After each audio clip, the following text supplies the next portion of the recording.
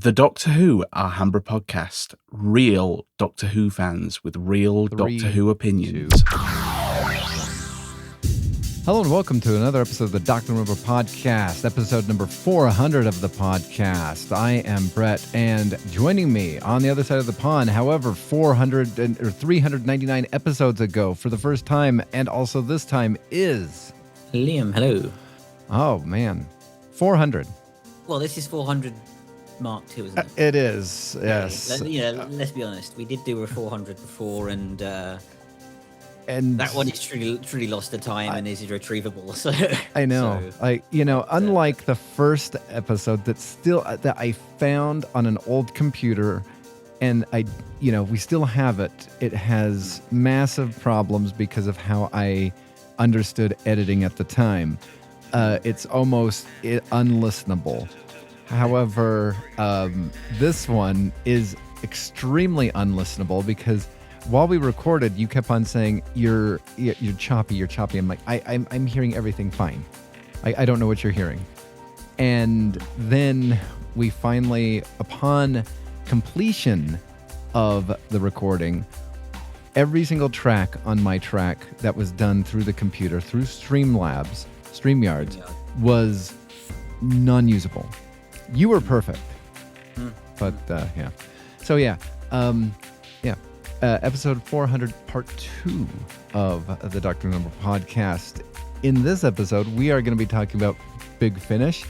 I think, just before our pre-air show, I think we should devote some time to talking about the 8th Doctor because I am so energized by...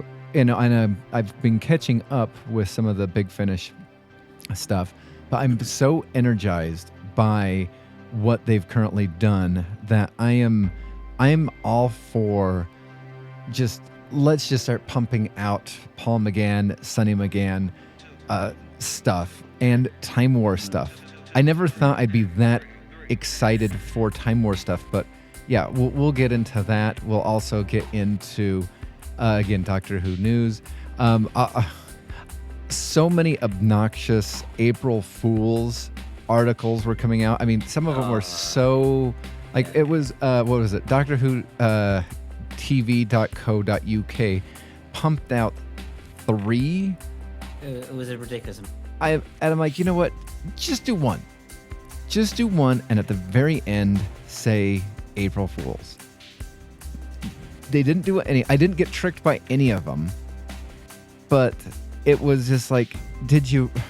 I mean, it's just why so many guys, you know? I know, and so we have that, and then I do think I'd like to talk. Dude. Yeah, hello. Your mic is completely switched. You're not on your NT1A. Oh, yes, that is true. You completely cut out, and now I'm on my internal mic.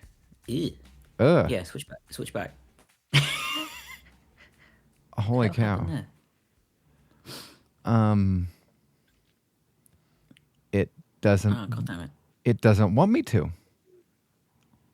What? Weird. It is refusing to allow me to flip the mic. Wow, dude, have you got a... Is your machine got like gremlins or something? Possibly. I mean, so here's the lucky thing. I am recording this secondarily on my Rodecaster. So oh, okay. I think we probably will be fine. It just is not going to sound great for you. Okay. All right. I suppose if you've got your mic that's recording and yes, will feed anyway, I guess you can say, okay, fine. Yeah. But that was a tad jarring. I was like, oh, I think you've died because you totally like broke up and then just, yeah. All right. Well, I guess Riverside is going to be, we'll try something else the next time we record. Anyway, we'll talk about some of the missing episodes. I'm very excited about some of the Dalek Master Plan and whatnot. And then we'll just, have some fun and silliness that will obviously ensue. Mm-hmm. All right. So first on the docket, I believe, let's just go through some of the most recent Doctor Who news, we do have David Tennant returning as the Doctor. That was, I believe we never covered that previously. We have... No, we didn't know. He's coming back for, well, this is series 4. So. Yeah, so it is Alan Z, according to the whole thing. Multi-award winning actor David Tennant returns as the 10th incarnation of the Time Lord in 15 brand new full cast audio episodes beginning next year. So the first 12 of these are due to be released by the summer of 2027. And then the other 3 are comprised of a brand new box set in which the 10th Doctor teams up with some of his other incarnations. Oh, I never read that before. Oh, this could be fun. This could be absolutely so much fun. Because it is because because if you notice on the box set they're doing Out of Time. Mm-hmm. That is the box set. It's box set 4. Oh, okay. So I hate the thing that they've gone. Oh yeah, you can buy the entire Out of Time box set, and it's like the complete series. Well, it's not the complete series because you've gone and released 4. Yeah. God damn it! Stop it. Anyway. So it says Nick Briggs, Big Finish creative director and somebody who still has not finished Charlotte Pollard Series 3, added, we always...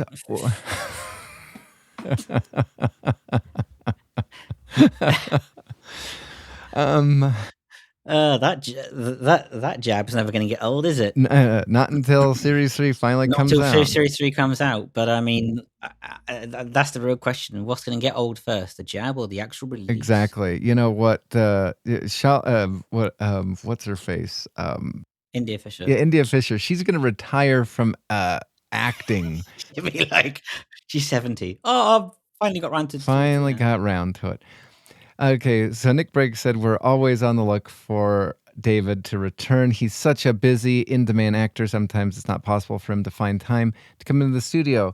But you know what? I do appreciate that he does it. I feel as though he does it additionally because he actually just thoroughly enjoys it all. So I think that is... See, Nick, he's busy and he can still come in and do audios. Why can't you write things? He can write things. He just, keeps on putting stuff off. So, Oh, yeah. What, like the Human Frontier 2, which is basically people are like, which they've put out a message. I got an email going, yeah, the Human Frontier 2 has had to be put back. If people want a refund, because we don't know when this is going to get released. Wow. You can get a refund. Yeah. When was that due? 2021, 22? I think, was it 2023 or something? Possibly. And then it just got put back, and then it was just like 2027, and then now it's just NA. Mm-hmm. NA. Seriously, I think this is the first time in their entire history where they've put up for a release for pre-order, and then they've gone, nah, we can't do this. Uh-huh. Well, sorry, Nick can't do this. Yeah. Also, we have, and I can't remember, I don't think we talked about this on the podcast that is Lost to Time permanently, which was the Time War Daleks. Oh, wait, no, we did, I believe. Daleks versus the Cybermen. We did. That's going to be interesting. Because I think it's going to be quite interesting because this takes place finally at the conclusion of the Gallifrey Time War War Room 4.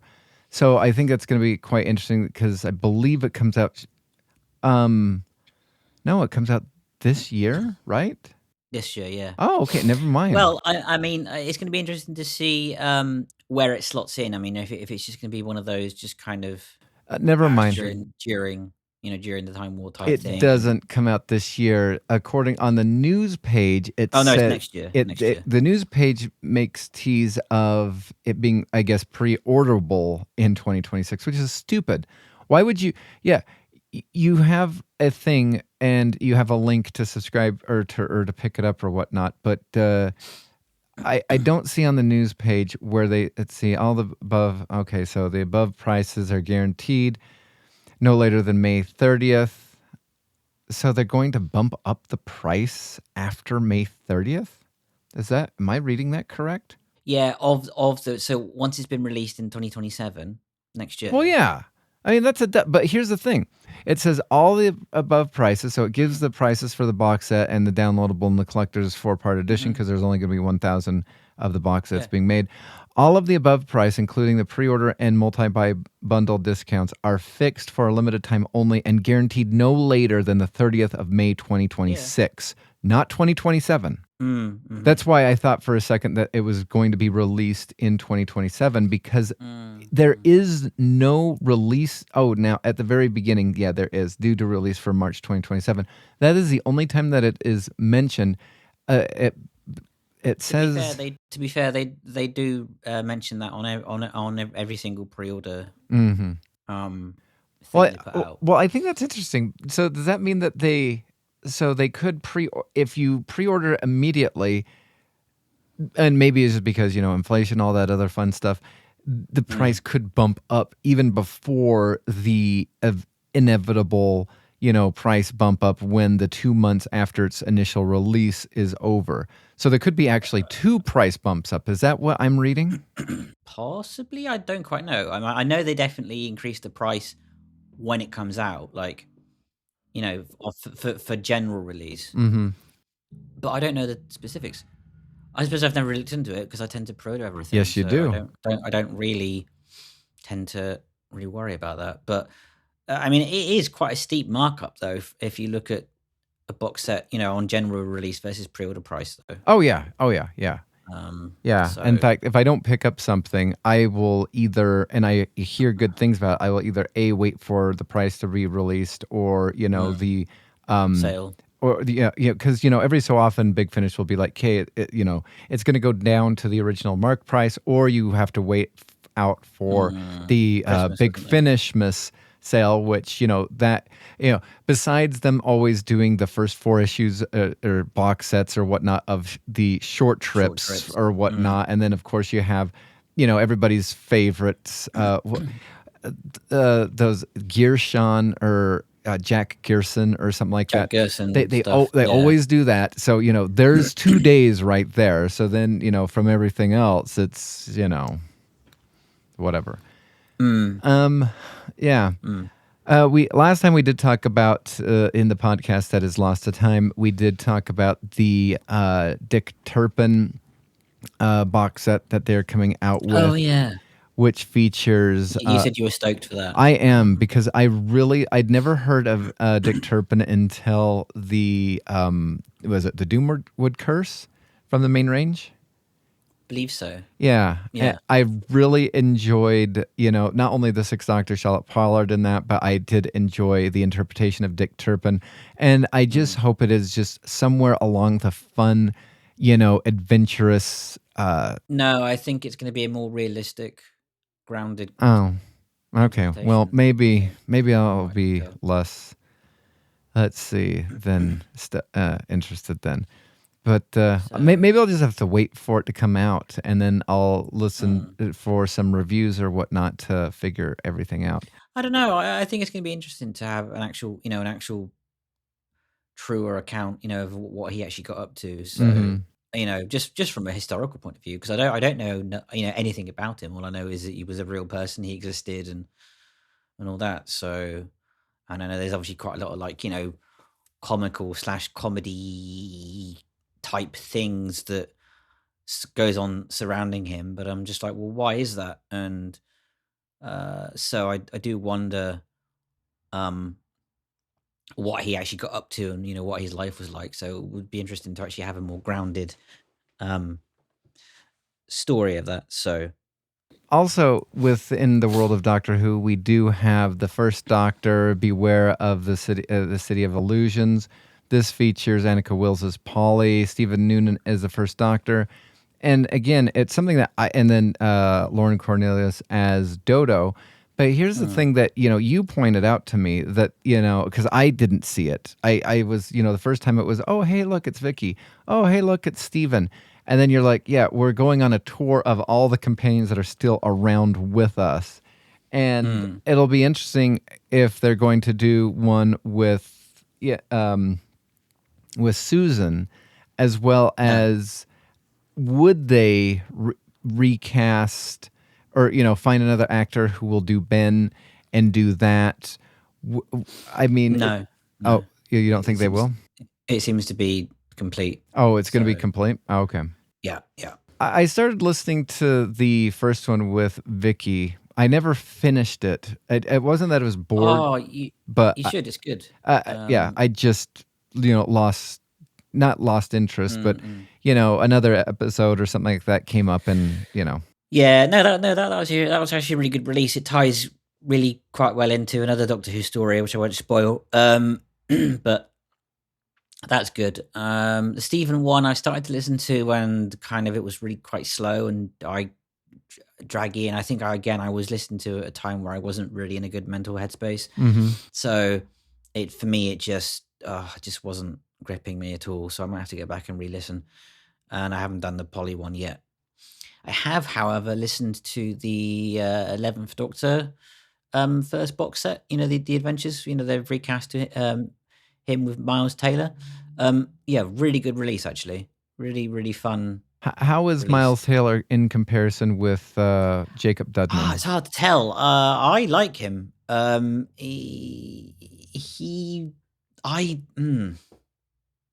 haven't gone back and compared the two. But he does a very, very good job. I'd say on par with, say, like, Jonathan Carley's sounding, level of impersonation. So yeah, very, very close to Matt Smith. I'd be interested to see what you think. The third story is quite poignant, actually, especially the end. The Delusion of Witches. Yeah. Okay. Yeah, and I like I like the new companion as well. You'd think she's going to be a bit of a snob, but the opposite is the opposite is that, which is nice. So she's basically a CEO, and she's like really rich, but like and you think she's going to be entitled and whatever else, and she actually isn't. She actually just is happy to go on adventures, and and she's quite empathetic, which is interesting, because usually if people have a lot of money and things, I think they tend to lose a bit of their sort of empathy, and she doesn't, which was kind of a nice twist, a nice surprise. So that was good. Yeah, but I can really recommend those. And I've listened to the first Rutans versus Sontarans release, which was Fugitive Doctor. Yeah, but what's nice about that release is it has Anthony Howell as the scientist from the story of the first Sontarans. It's set in the same time period as that. So you've got the Kavich, turn up, so they're the Kavich Empire and things, and so yeah, Anthony Howell is playing that scientist. What's his name? Morrow, or begins with M or something. So he reprises his role. So I thought that was really nice, and that it directly ties into the Lost Stories story of the first Sontarans, and adds to the that particular bit of time period, which is cool. And I like the fact that we actually see who starts the Sontaran Rutan War, which is nice. So interesting.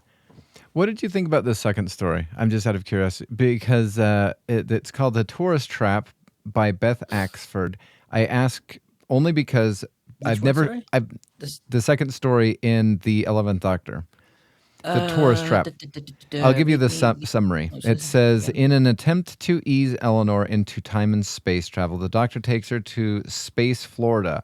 Ultimately, it is not a relaxing paradise. He remembers the holidaymakers are missing, so so are the crew, and something monstrous is closing in. Oh, Yeah, not bad. Very. I thought kind of initially, sort of, and what was kind of fun was, you get a little hint of it's clearly in the same time period and point in history as the Beast Below, because you get the starship, the HMS Scotland. Oh, Turn up. okay. Okay. So yeah, briefly, it's just sort of slightly comical, it's bagpipes and things going on, and and all that, and very sort of stereotypical Scottish accents, but I think that's kind of the point. So slightly comical there, but no, in overall, again, it's quite a good story. Yeah, like I said, the entire box set was pretty good. That's good to know. So Yeah, it's always good to hear because Mm. I mean, like we've said on previous podcasts, you've said it on a couple of them, and I really appreciate you saying it. Right now, the only proper Who in being produced and has been produced for many years is Big Finish. And so when you can get a modern Doctor like the 12th Doctor, 11th Doctor, 10th Doctor, and it is done right and respectively of the era, it's good to know. Well, I mean, again, as we were saying off air, I sent you a link which Big Finish reposted, and it spoke about the BBC and some persons that they've got a Big Finish that I've never even heard of. Didn't even know that position existed. I can't remember what the position was. I was very skeptical of that article because it was produced on April 1st. That's when it was released, and so yeah, no, but Big Finish released it. I know, but I was very skeptical of that because not only did it, let's see, so it says an exclusive interview, Susie Rea, Executive Vice President of Global Consumer Products for the BBC Studios, and Stephen Davies. No, that is pretty legit because obviously the BBC have two arms. They've got the I know, but I'm reading the article. Yeah. And I'm going through the names, and when we got to Big Finish, it was something that a name that I don't recall seeing.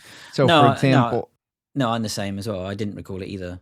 But I'm guessing he's sort of behind the scene, a bit like Hay Gallery. Hay Gallery is like he's a chairman, but like you never know what he does or what he sees or whatever, or what he gets up to. But he's he's the main chairman of Big Finish.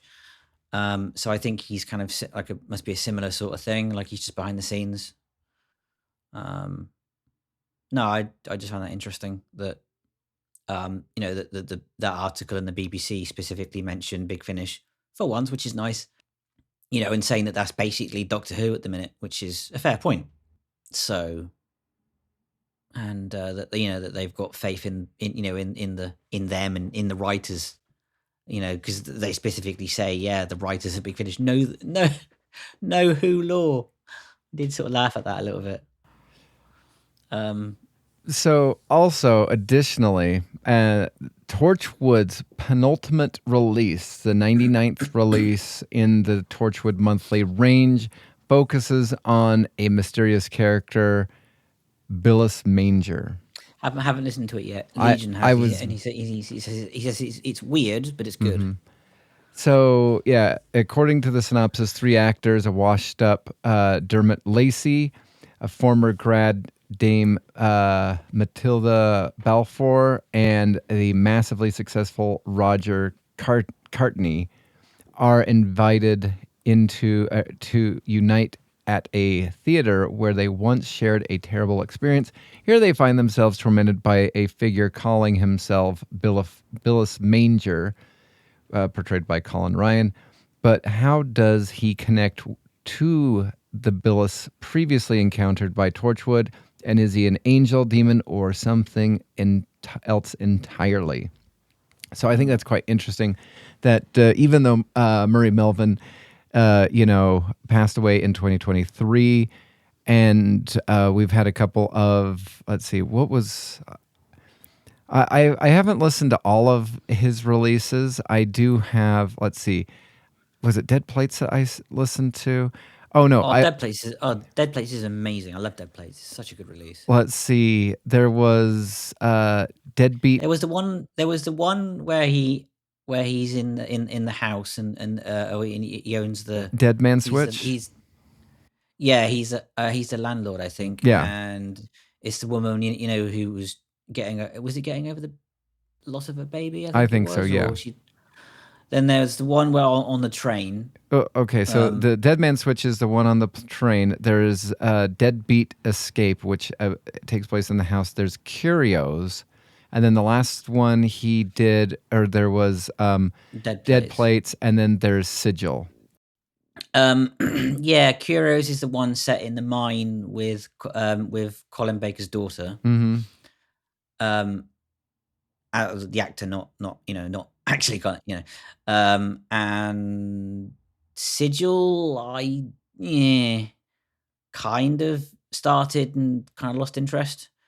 But Dead Plates is amazing. Love Dead Plates. So if you've not done Dead Plates, I'd really, really recommend that one. I'm gonna have to check to see which ones I own. I did listen to Dead Man Switch, and I really did like that one. I believe it was the one inside the house. I believe I listened to that one. Deadbeat Escape. Deadbeat Escape. Yeah. Yeah. So that's kind of yeah. I think that's interesting because I mean, at the end of the day, there's actually going to be 101 Torchwood releases. The only I really hope that they will release that one eventually. My hope is that they still will, but we'll see. So the 100th one is entitled Farewell, written by Joseph Littister, starring Gareth David Lloyd and Timothy Bentrick. It is Yento Jones and Tommy Pierce have fought many aliens together. They're more than work colleagues. They're friends, but their friendship is put to the test as they prepare to face a Cyberman in a cell in the village of Wetwing. And I will tell you, the image on the cover art is phenomenal. It is a Cyberman with its hand extended towards, the viewer or whatnot. And inside the Cyberman head plate is Yento. And there are silver tears coming out of his tear ducts. So quite an interesting, really, and I'm very, it's going to be interesting to see. I'm curious if they had always envisioned to go to 100, or if some of the cast and crew from Torchwood have lost interest, if Doctor Who fans themselves have lost interest. I think they said that they'd always envisaged on going to 100. Yeah, from what I can tell. I think that was on some of the previous news article I was reading. Okay. There are 2 more box sets though to come from past these though, which will wrap everything up apparently, or be like a celebration. Mm-hmm. I mean, can you really celebrate though without Captain Jack? I mean, that's. Yeah. Anyway, well, touch wood. Hopefully that they might get him back for the final 2 box sets. I know. I'd like to see kind of a celebration of and have like a maybe like the new team have like two more final box sets like and what would be nice is that if they all survive, like I don't want them to die. Like it would be nice if finally a Torchwood team survives, Yeah. and gets to retire or something. Well, I think there's only one person that could ever possibly retire, and that's Mr. Colchester. He is too grizzled and grumpy of a person to die. Oh yeah, no, and let's face it. If he was going to die, he'd probably be the one to end up and like shoot death and go, "Nah, not today, mate. See you later." Yeah. Yep. So, All right. And one more before we transition to the Eighth Doctor. I'd really like to talk and dive into this. We were talking off air, and you were telling me if I have not yet listened to Dark Gallifrey, The Meddling Monk Part 1, I need to listen to it. Would you briefly discuss what you shared on our pre-air discussion? So it's got the cast of the John Finnemore program, Carrie Quinlan, and Simon Kane. And so if you like the sort of the Souvenir program, and John Finnemore in general, then you'll really enjoy it. Honestly, it's got one of the best trailers ever. Like, I listened to it and I was just in stitches because it's so good. It's so meta, but it's really good. It's probably one of the best trailers the Big Finish have put out in a long time. Genuinely. And what's cool is it doesn't tell you a thing about the story, but it's great. Seriously, listen to it and you'll see what I mean. It's brilliant. Okay. It's so good. So, just out of curiosity, out of all the Dark Gallifrey that has come up, what have you listened to? I've listened to the first 3 series and part 1 of the Meddling Monks. I need to listen to Master, which is the series 4. Yeah, the first series was Morbius. The next one was the War Master. No, wait. Yeah, the War Master. Then it was Missy. And then it was the Eric Roberts Master. And now we are on the Meddling Monks. Yeah. Yeah, I will tell you, for the price of $13.40 for a 1 hour thing, I'm almost, and because I've never been able to figure out whether or not and how this is actually playing into Gallifrey, or if these are just one shot, or what's going on with everything. I think they're getting there. I think there is a plan, but so far we don't know really what's going on, so it's hard to say. So for me personally, I almost want to just sit these out until they reduce in price, because I look at each one of these 1 hour ones, and it's about $13 per 1 hour, and then I go over to, for example, the most recent box set for the 15th Doctor that was released, the Helter Skelter box set, and I go there and I can pick that up for $26. And I still have 3 episodes. And so, I mean, the question is what is... Well, I think that's the thing. It's better to pre-order, and get the bundle for Dark Gallifrey rather than buy them individually. Well, no, but even through the bundle, it's still more expensive. It's still more expensive than a standard 3-part story bundle. Yes. So I'm sitting these out, waiting for it to go on sale.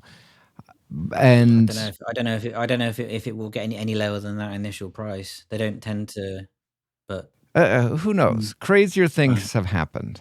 True.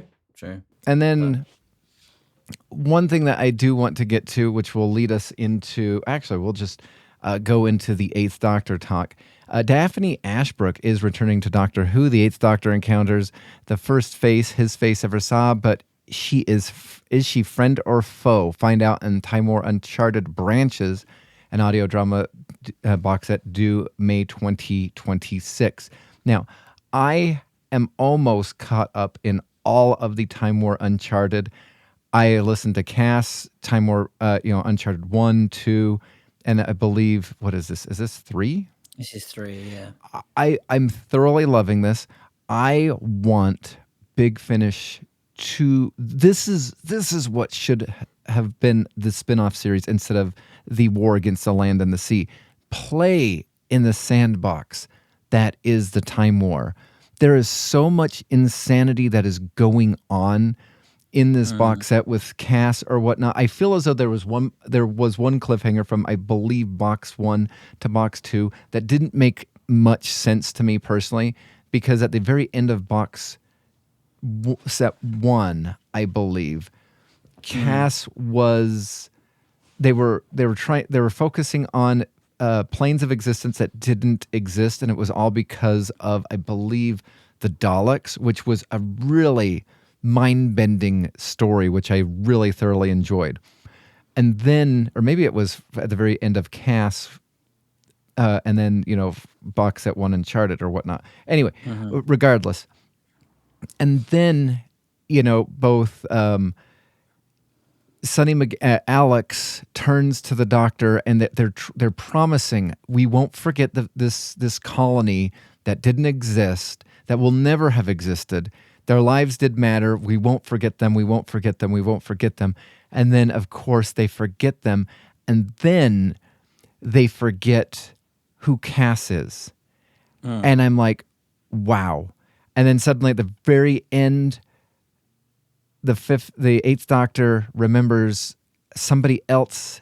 It's tickling his back mind. And then he says Cass. And then it goes into, cliffhanger, end of that box set. Wait, stay tuned for the next box set.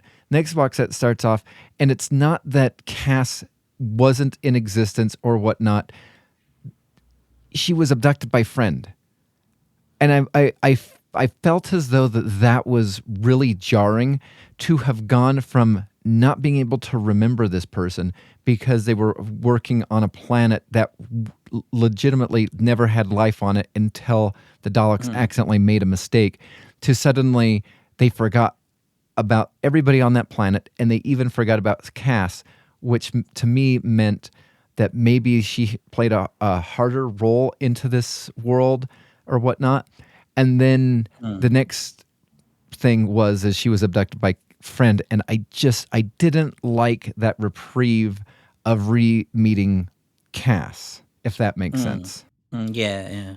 But I need to re-listen to Cass, because I listened to it and I thought it was okay, but I thought it was I thought it was okay. It wasn't great, but once we got into Uncharted, I mean, now you have Gallifreyans that look like Centaurans.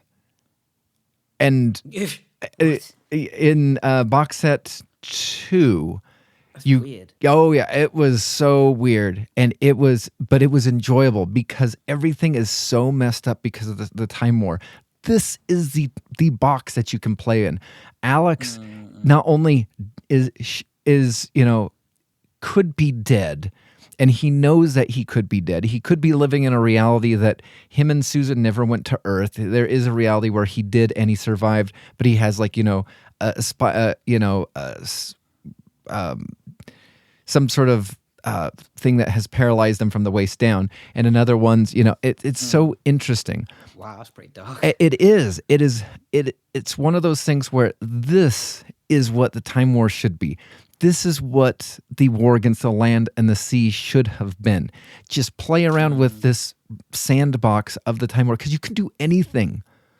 And it doesn't have to be canon. It can be an adventure that gets solved. And, we talk about the whole situation revolving around, the probably worst Big Finish, one of the worst Big Finish releases. And that is Return to Telos, which undoes everything and nothing really happens. And we were all out because of this premise of, and I think the main reason why I'm so irked about the Return to Telos is because the premise was so cool. Yeah, it was so cool. If that had taken place during the Time War, I would have gone, yeah, okay, that's perfectly fine. But I think because it didn't, and it was like, and it was such a missed opportunity. Especially as well because the Cyberman voices were on point. I loved how Nick did the Tomb voices, and I'm like, more of these, please. They sound really intimidating, really threatening, and then just to have the double whammy of, oh well, Leela and Jamie never meet, and then it never happened. What? And then and then no one remembers it, and it's like, for God's sake. Oh my word. Did you see one? Did you see one of the titles for the most recent Uncharted from Branches that's coming out in May? No. Well, Oh my word! what was it? Is it Love and Dalek? Or No. Okay, I'm gonna go through this. So the first story in this Uncharted Branches is "The Only Girl in the World" by John Dorney. Okay, and then the next one is "False Dawn" by Alison Winter, and then this one. I need you to. This sounds, just the title sounds fun. Tim Foley wrote it. The title of this episode is called Council of Susan. Doesn't, all I want to hear, all I hear is just the Council of Ricks from Rick and Morty. Like, just, that would be so funny. I know they wouldn't do it, but it sounds so funny. Can you imagine if Kara Hemphill turns up, the first thing she says is "rubber dubber lub lub"? Rubber dub dub dub. And then she could, you know, it would be funny if Big Finish makes like a crack at the whole, I need to make an appearance and overlook something in this musical contest or whatnot. And that's like one of the Council of Susans. Oh dear. Yeah. Yeah.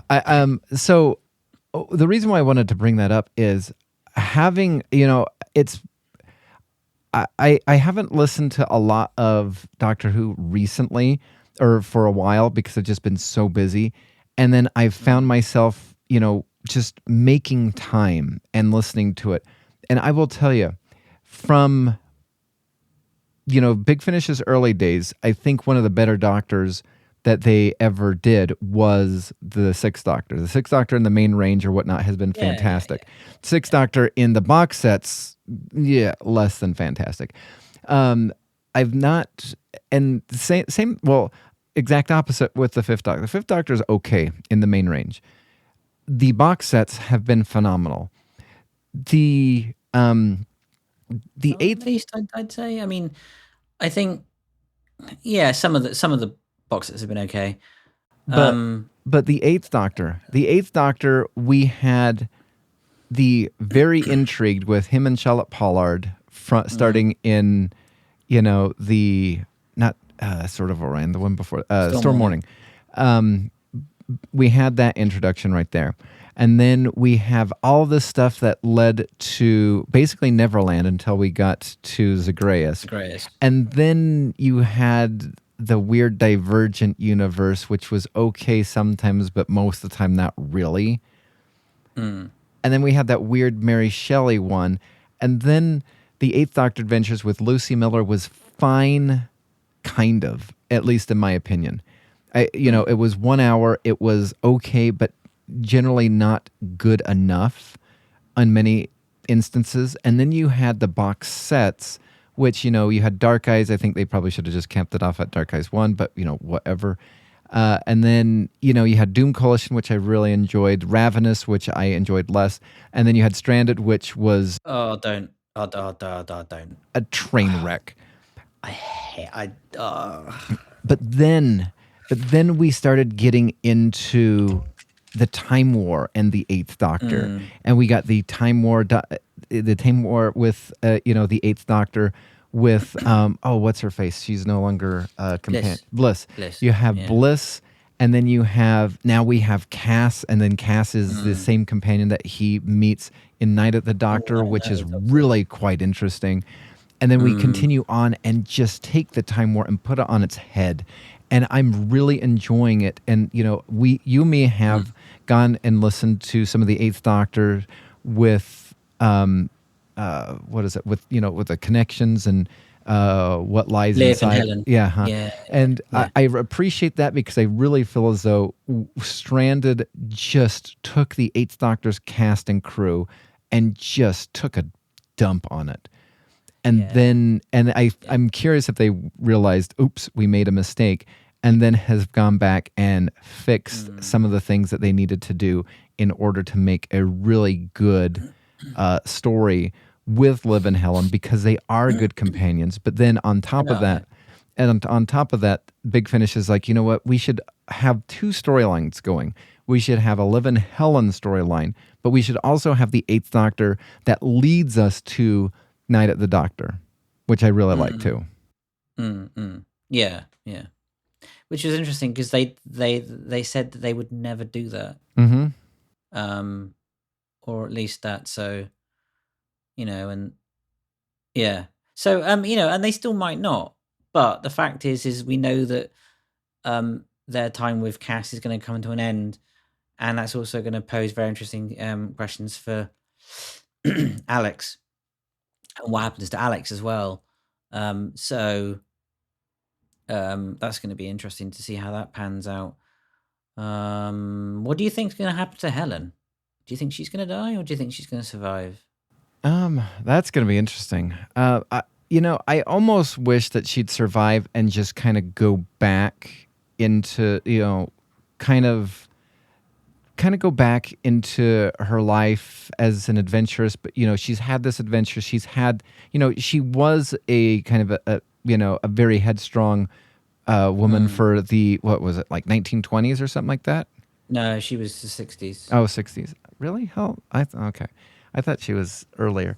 Anyway, I really appreciate her character, and I'd love for her to have this and then go back and like do something or whatnot.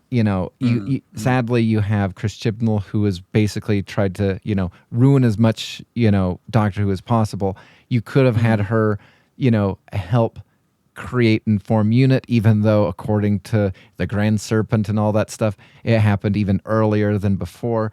I feel as though they could do so much and set certain things up for the building up of UNIT, and to kind of establish more Doctor, or continue or give reasons for why this happened.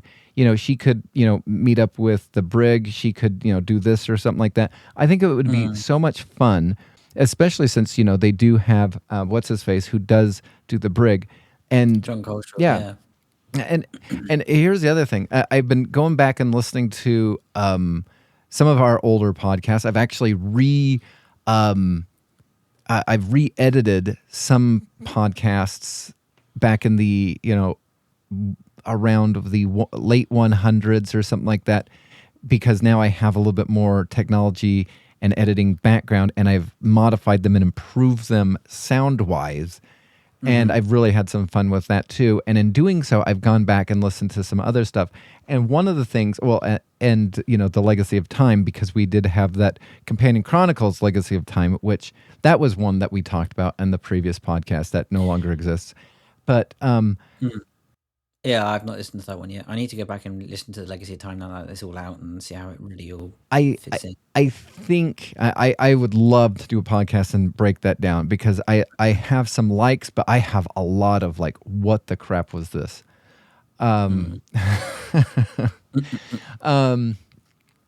I also, one of the things that I think I'd really that I was doing is, when I was listening to Legacy of Time, they even brought up one of the facts that, or I was listening to the countermeasures, and it's like, oh, I wish we had, like, what, countermeasures probably didn't, earn them enough money or whatnot, and I really feel as though that is an absolute shame that they, were not able to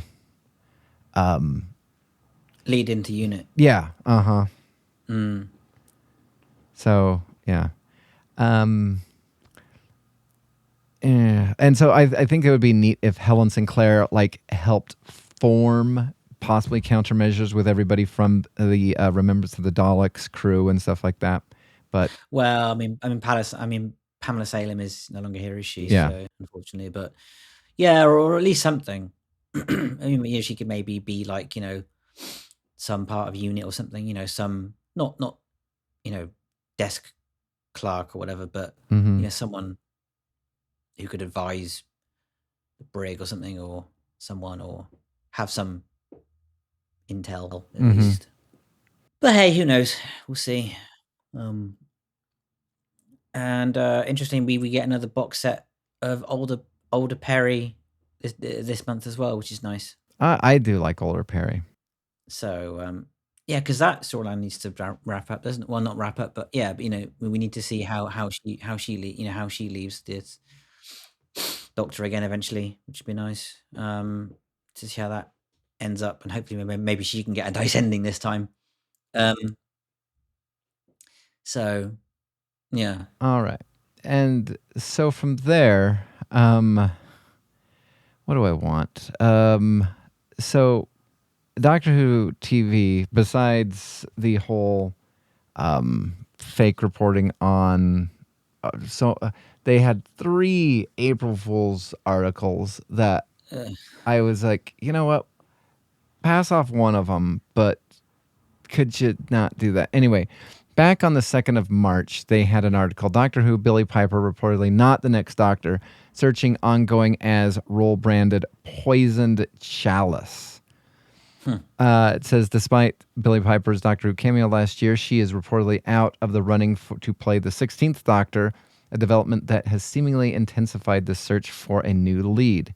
However, it is apparently proving difficult, with the lead role on Doctor Who described by one insider as a bit of a poisoned chalice rather than the guaranteed prize it once was, which is really quite interesting because, I feel as though it was seen by, after Matt Smith has just it propelled him to stardom. Peter Capaldi, he already was what he was, and it didn't do anything. But I feel as though Jodie Whittaker eagerly accepted it. I am going to explode in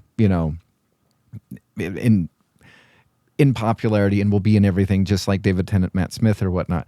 And I almost feel as though the same thing with Ncuti Gatwa. I also feel the same thing with what's his face who played Ryan in the Jodie Whittaker era. Cole. Yeah, and what's he doing these days? Well, I mean, he was supposed to have that AMC show that I don't think either A ever got released, or B, if it did, nobody cared about it. Oh, it did. I think the first season got released. I don't know if it's been renewed, or I don't know. But what I find, I actually literally before I jumped on earlier, I read on. I got a weird notification from Google saying that speaking of franchises, all the Star Trek stuff has been cancelled at Paramount, and all the sets have been pulled down. Good. Oh my word. I will tell you, I did not watch Starfleet Academy. No, because I had no interest, because their poster that was, I love Star Trek. Star Trek was my, my number one love was Doctor Who. My number 2 love, science fiction, was Star Trek. And I love the original series. I love The Next Generation. I really need to rewatch Deep Space Nine. I liked it, but because it was so erratic on when things were coming out, I never really fully could get behind some of. And then I've been meaning to get to, what is it, Star Trek Enterprise. I own it. That's a very underrated series. I really like Enterprise. But so I'm a massive Star Trek fan, and I tried to watch the first season. I was told by many people, my brother who does not like Star Trek tried watching some of the new ones, Star Trek Discovery, and he just said it's awful, don't watch it. And then Strange New Worlds isn't bad. And then he started watching Star Trek Picard because he kind of liked The Next Generation, and he just goes, he goes, I don't like this. It doesn't seem to be Star Trek. It seems about, an old man being old. And so I'm like, okay, thanks for, the information. And then I started hearing rumors about how great Star Trek Picard season 3 was. And that one, as talked about on this podcast with me and Legion back in the day, was absolutely phenomenal. I thoroughly enjoyed Star Trek Picard. And then I tried to watch the first season of Star Trek Picard, and it was exactly what my brother said, a massive dumpster fire and just not good. And so there's been this taint with Alex Kurtzman.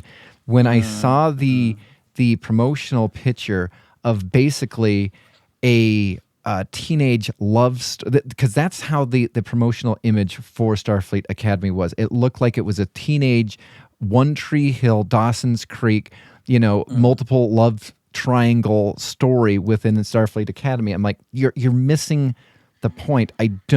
As a Star Trek fan, I don't want a show that seems to be, or it looks like it's being promoted as a whole bunch of people who are going to be crushing on each other. I want the Kobayashi Maru. I want, other things going on. I don't want sappy love story teen drama.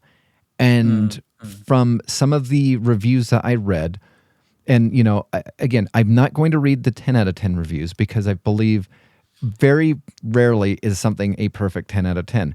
I'm not going to read the ones because those are people that are just piling on everything.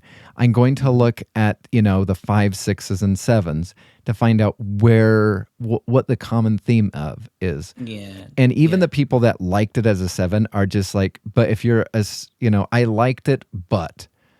And that was all they could say is I liked it, but it's not really that good. It's not really that rewatchable. It doesn't really feel like Star Trek. And again, with where we have been with Doctor Who, I'm, the Chris Chibnall. Yeah, it was, Doctor Who, kind of. I even feel with the 15th Doctor with Ncuti, it was Doctor Who, kind of.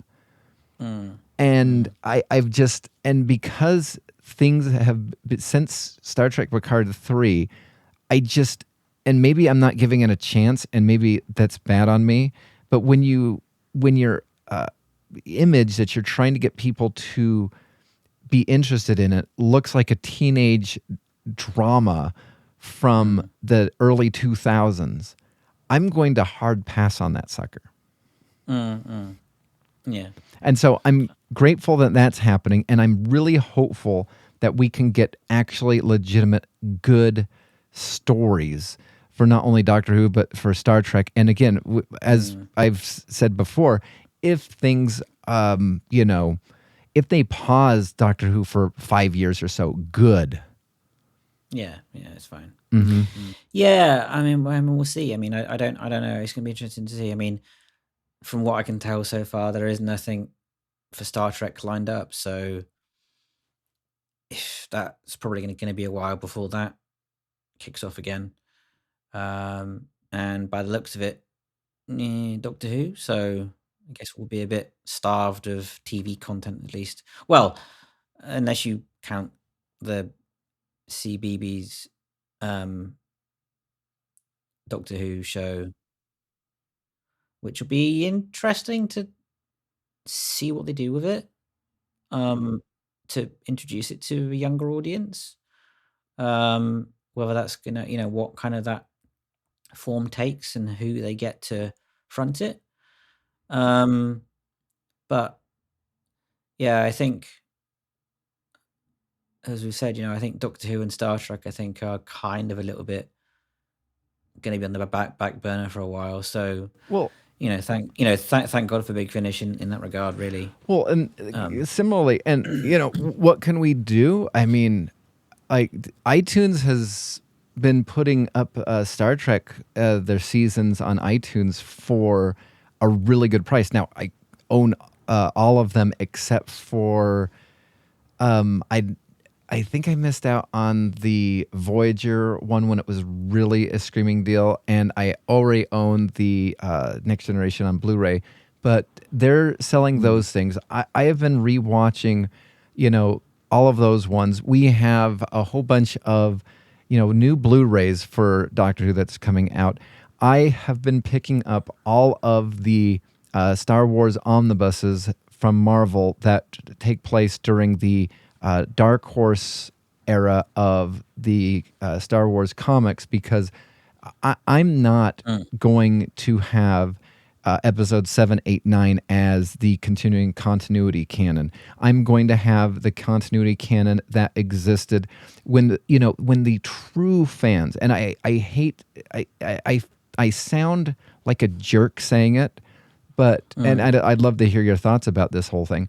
But the true fans that legitimately loved it as a kid, initially when it came out, became old enough to write for it, and then be able to have like this extended universe that did books, that did comics, and that goes with Doctor Who, that goes with Star Trek, it goes also with Star Wars. And now you have, these people who are these Johnny-come-lately geek people who only seem to like it because it's pop culture.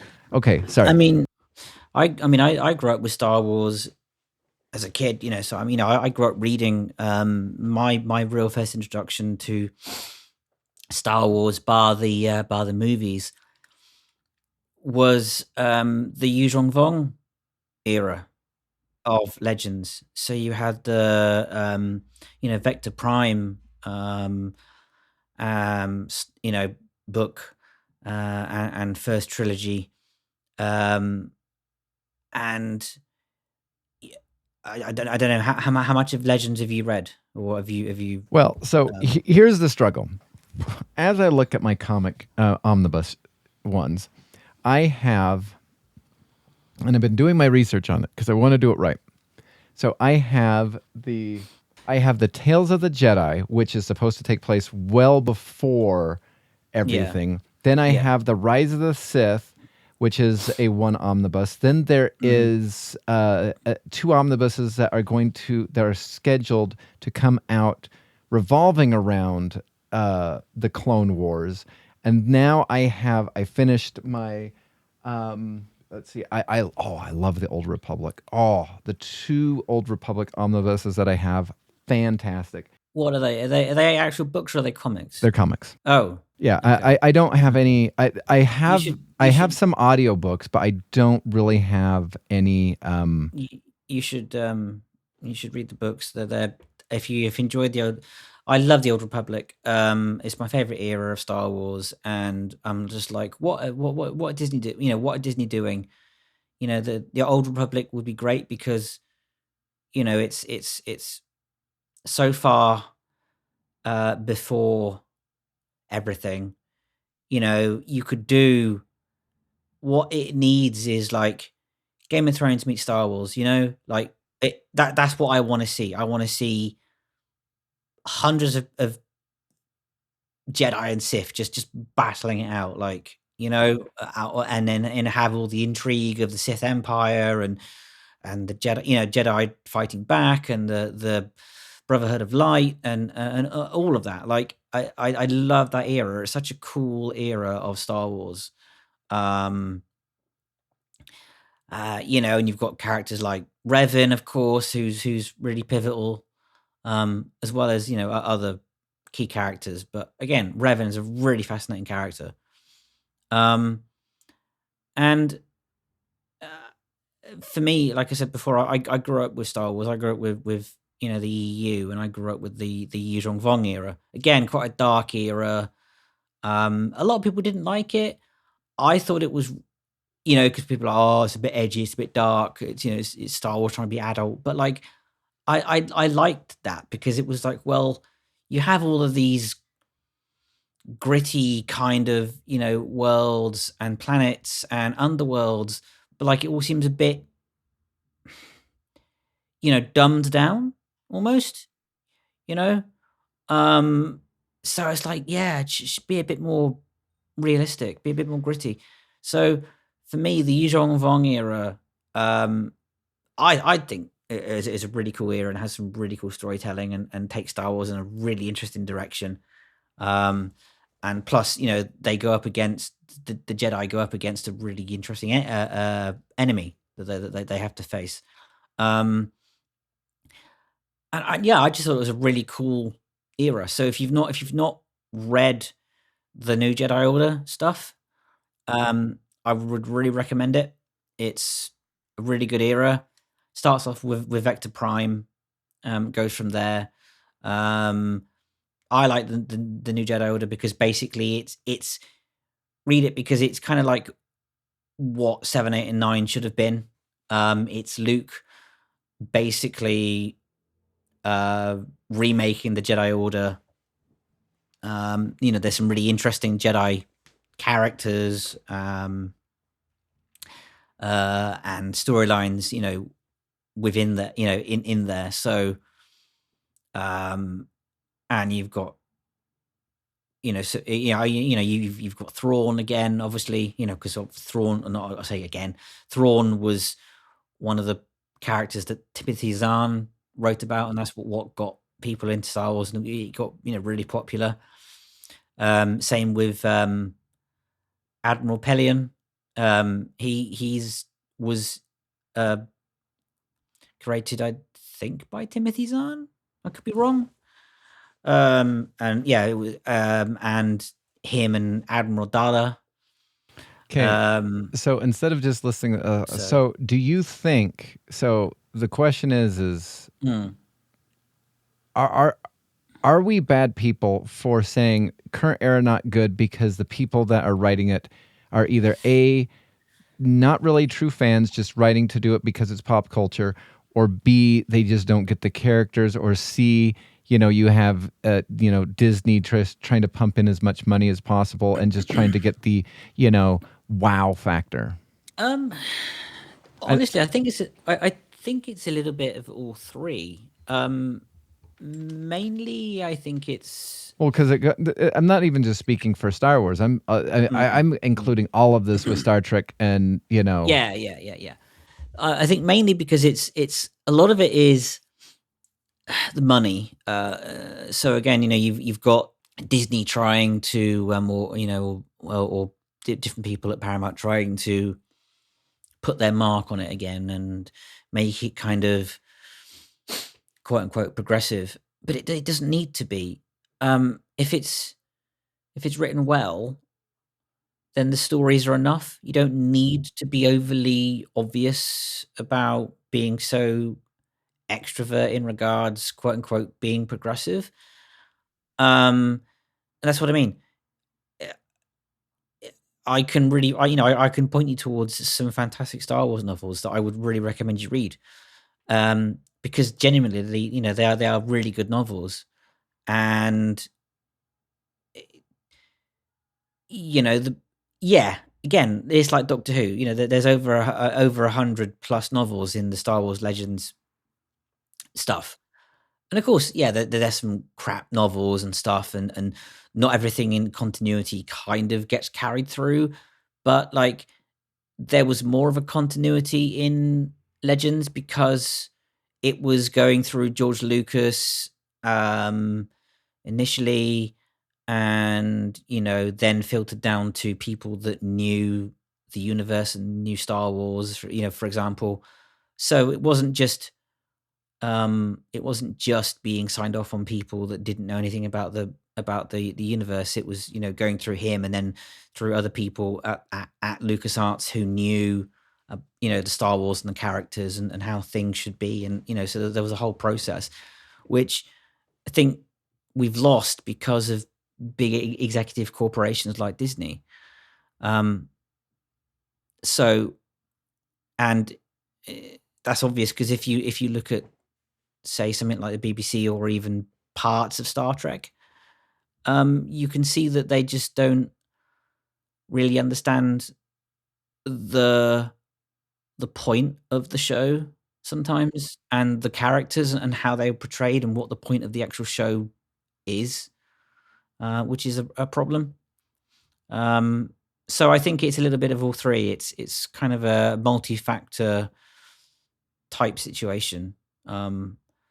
Executives, higher ups, people that get put in charge of the franchises, and I think that just combines into just one big kind of issue, and then we get the product that we get. So, I'm kind of glad for again companies like Big Finish, because they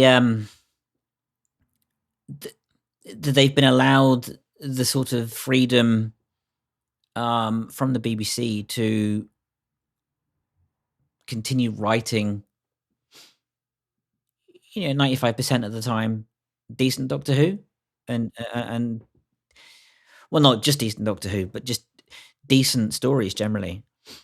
Such as Blake Seven and Doctor Who and all that. So I think that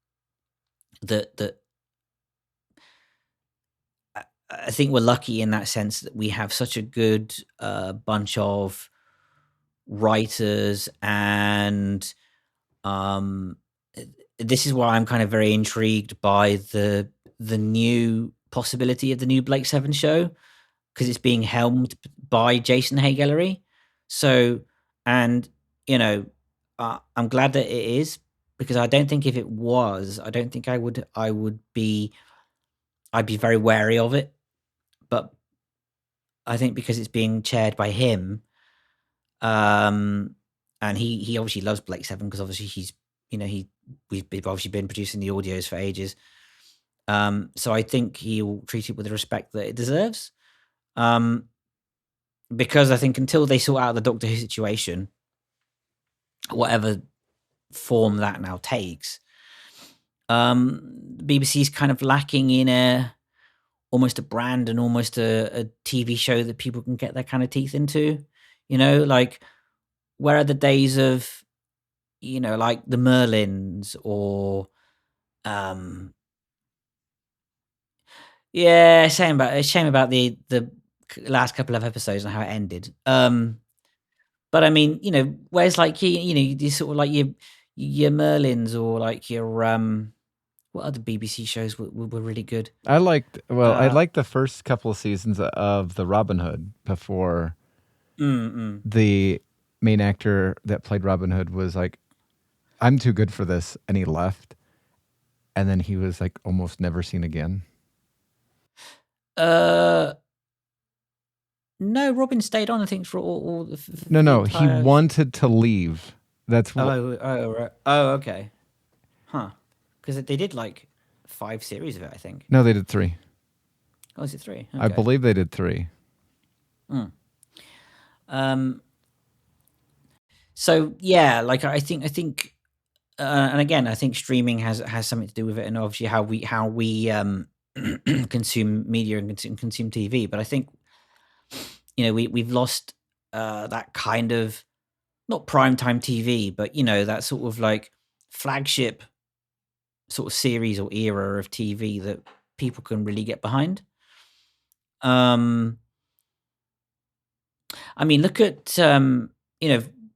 for a rare like gem. I mean, and again, like I have to be quite thankful for Kevin Feige in this regard. But look at Daredevil Born Again. That's the only Marvel show in a while that's really taken off. I mean, I really like Miss Marvel, and I hope they do more of that, because I really like the actress who plays Kamala Khan, and I think it's interesting that we see a different hero, and sort of different religious sort of upbringing and stuff, and it isn't your typical sort of white American or whatever, or kind of upbringing or whatever. But so I like that, but I like the fact that with Daredevil, it was being written, and both Charlie Cox and Vincent D'Onofrio happened to see Feige on set and went to him and was like, can we talk to you about our characters? Because so far these scripts aren't our characters, and we don't feel that this is very good. And so through talking to Feige, they got him to literally do rewrites of the show, of the first season. And then they were like, well, why don't it doesn't need to be a reboot, we just continue from the Netflix stuff. And he was like, yeah. And so he was very influential in Born Again continuing on from end of season 3 of Daredevil. So I think when done right, it's great, but you have to have the executive who knows the show and can like control, and steer the ship, as it were, to make a decent show. And I think there's very few people in the media landscape at the minute that do, unfortunately. I don't know. What are your thoughts?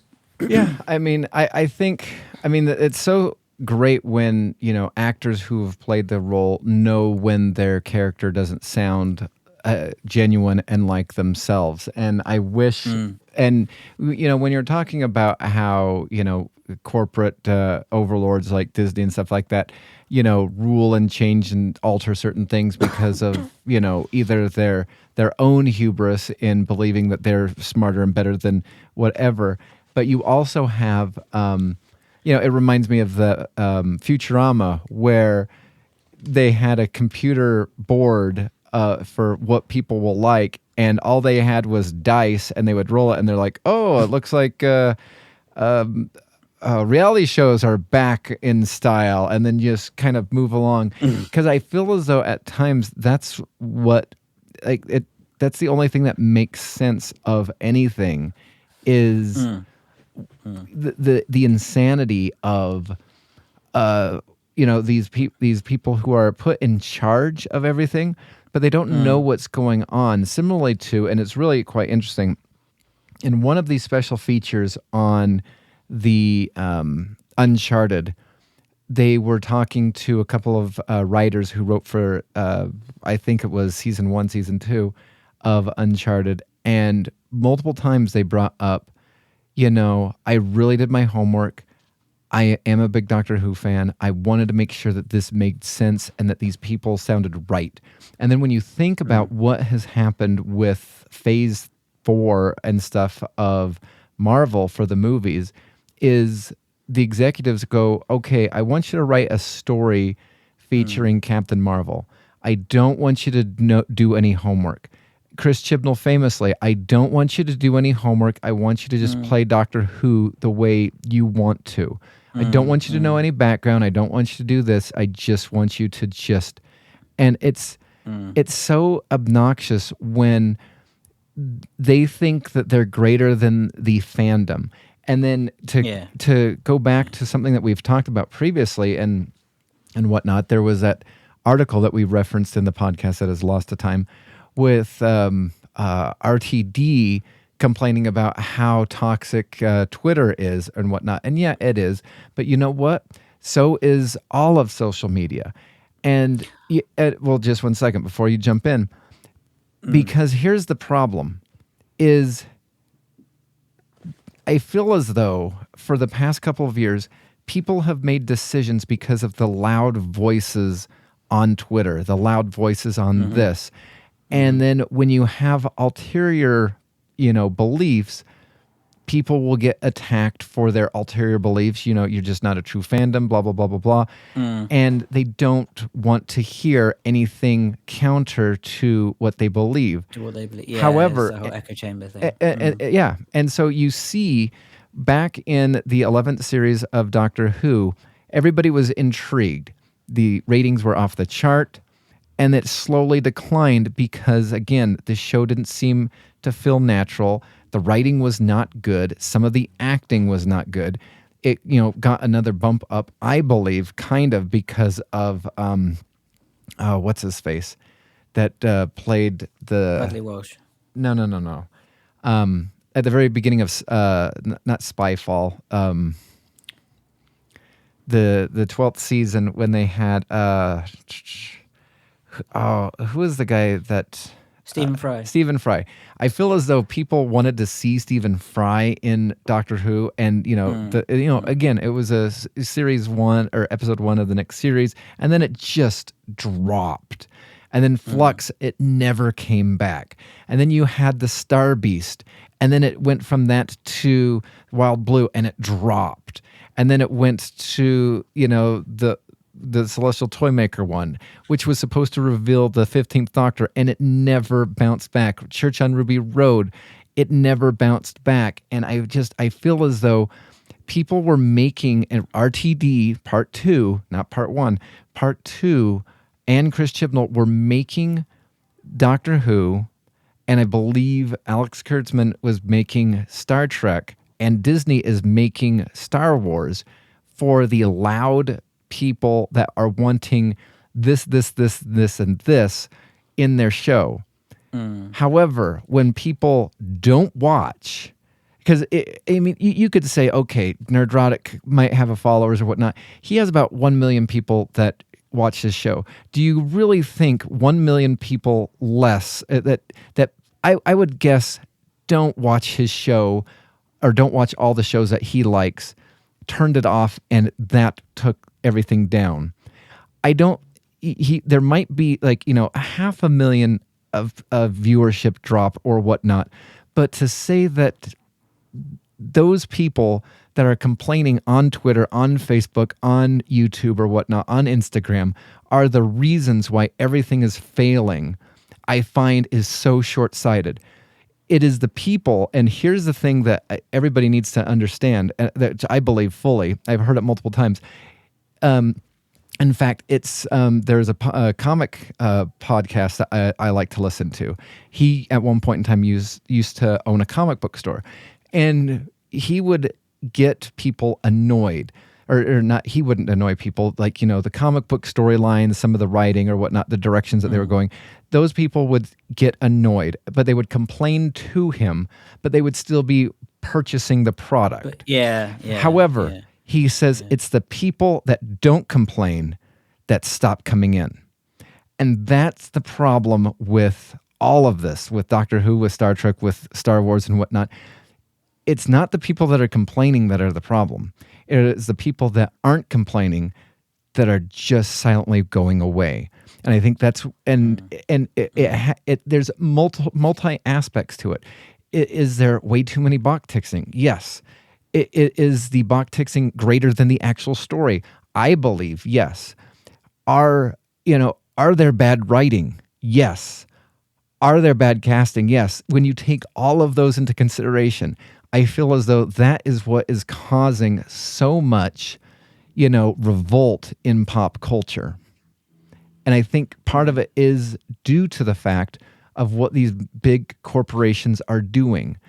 Is they're not listening to the fans, they're listening to what will get them, Twitter likes, what will get them Facebook likes and stuff like that. Yeah. And I don't know if I sent you the article, but speaking of, and it really annoyed me actually, was it was one about RTD saying that Doctor Who's always been a gay show. And that really got under my skin, and I'm like, no, like you can't say that, because Doctor Who was never a quote unquote gay show, because it never was.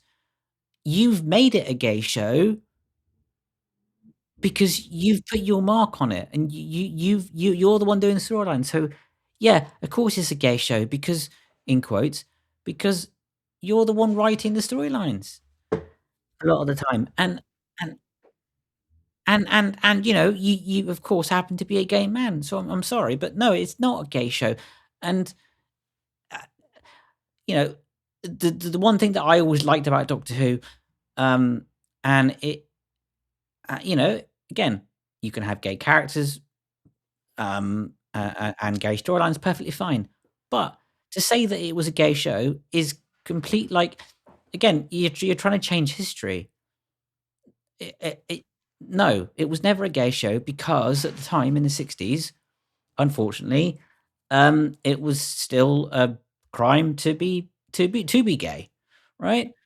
So no, it was never a gay show. It was a family show. It was a show for for kids. It was educational, and it was meant to educate kids on science and history, and obviously evolved over time. So to say that it was always a gay show is completely wrong.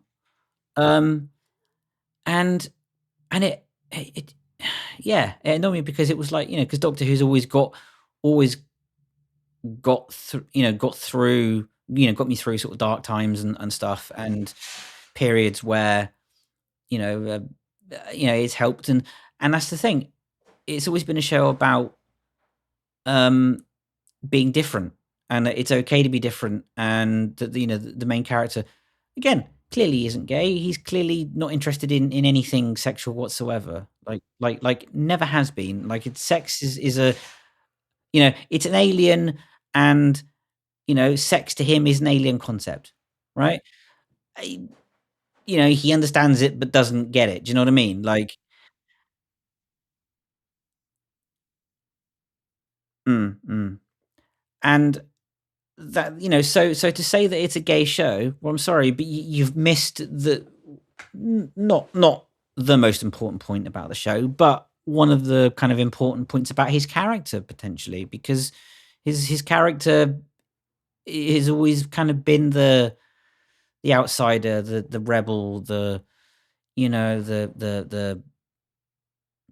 the catalyst to change. Do you know what I mean? And it's never been that character who's been about being quote unquote gay. Yeah, he's been into, helping people bring about, gay rights and things and stuff, or happens to help people who are gay or whatever, but like he's never been that, him or herself. So to say that it's a gay show, sorry, but that's complete bullshit in my opinion. And yeah.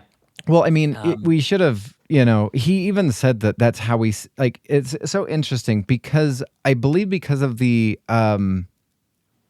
all of the notoriety he's gotten for his previous shows that he's done since Doctor Who or whatnot, and, some the ones that were before also, and that's what he's writing for, is he's writing gay dramas, which again, if that's what you're writing, that is your audience. When you're trying to take that as your audience for Doctor Who, you're going to get people who are just like, I just want a madman in a box who is trying to right the wrong. I don't need to be lectured to. I don't need to have stuff in my face. One of the things I bought a little while ago was, early on in the podcast, I had the first 6 issues of About Time, which is the deconstructing of each episode, and then some, basic, well, not basic, I mean, they're like really thoroughly researched essays and stuff like that. One of them that I got was for season 1, season 2 of the 2005 era. And one of the essays was, is Doctor Who a gay show? And the essay basically concludes that it has Captain Jack, it has people that are struggling with this, but that is not the entirety of the show. It has elements, which is fine. But RTD Part 2 wanted to take that as being the number one part of the show, and having the science fiction second. And I feel as though that was where he really lost sight of things. Yeah, and I hate to say it, but he's lost the plot. Like he genuinely, like, and that thing where he posted that AI picture, or something, and then commented on it and stuff, and it was like, oh, this is amazing, and it was, people were like, what are you talking about? This is dross. I hate to say it, but I just think he's out of touch. Yes. And he's lost just sight of even his original vision. Yes. Unfortunately. Which is a complete shame. I agree. Because, if it wasn't for RTD, we wouldn't have the 9th, 10th Doctor, or any of the modern Doctors on audio even. So, not saying that he's all at fault here, but he clearly has lost sight of. Well, and it's one of those things where, even at the very beginning when, he cast that Ncuti Gatwa, the person that played in that second episode, the Devil's Court or whatnot, Ncuti Gatwa told people, if you don't like his portrayal, go touch grass or whatnot. The Devil's Court guy, if you don't watch it, there will be 2 to 3 more people in your place that will take it. Don't worry about it or whatnot. And it never happened. They have such egos about what they're doing that they actually fail to see, I don't know, common sense? Yeah. Yeah, common sense is lacking, I think, with a lot of people these days, Mm-hmm. which uh, just baffles my mind, really. Um, but that, I think, goes for a lot of things, not just within media, but I just think within the zeitgeist of people generally today. Whether that's because we're getting old, I don't know. I know. But yeah, it seems like it's just all gone a bit nuts. Mm-hmm. Which again is a really interesting thing in and of itself, because you can argue, the previous generation were probably saying the same thing when we were growing up. Oh my god, the world's going nuts, etc., etc. So you can argue that, yeah, it's repeating patterns, but then you've got to ask yourself, well, why do we go through these stages of, why do people get to a certain point and then go, oh my god, the world's going crazy, or things are going nuts, or TV's not what it was, or they don't make them like they used to, and you've got to wonder why that is, and you know is it generally people's attitudes changing, or is it generally because we get older and grumpy? Do you know what I mean? Well, but here's the thing: is if it wasn't a problem, everybody who and I think again, if we were being old and grumpy, we would leave, and a new fandom would come. But I think the other problem is they're writing for people who want these things in shows but aren't actually interested in watching them. And so they're not, and I feel as though my dad didn't pass down any of his science fiction stuff, but in many of the YouTube videos that I watch, or YouTubers that I watch, people try to share their passion. The father passes down their love of comics to their younger child. Now, comics is kind of like something that not that many younger kids are interested in. But, within my family, Star Wars is loved. It's being passed down to the younger generation. And I feel as though because it's a bonding situation, if you're not being able to bond over something, in fact, if you both agree that you don't want to watch it anymore, that is the older generation, current generation, that are now tuning out, which means that the further generation will not tune in. Well, not, yeah. Mm-hmm. All right. Yeah, it's interesting. Mm-hmm. Well, I think with that should probably lead us to conclude this podcast.